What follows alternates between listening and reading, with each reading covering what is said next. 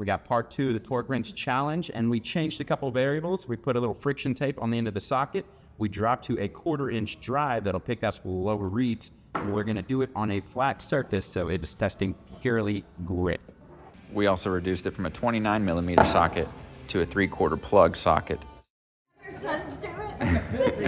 All right. Nope, there it goes. 4.5. We got a read. All right, come on, sweaty hands.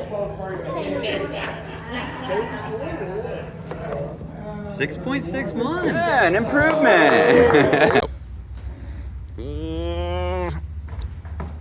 Oh, what do you get? Let it go. All right, go. What? I'm not even right-handed. What'd you I'm get? just watching it. 6.5. Ooh. Did it slip?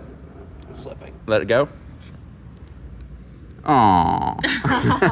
There, don't let it spin. Oh, big muscles, big muscles! Hell yeah. Did she beat Trent? 5.9. Better beat your wife. Oh my god. I think she beat.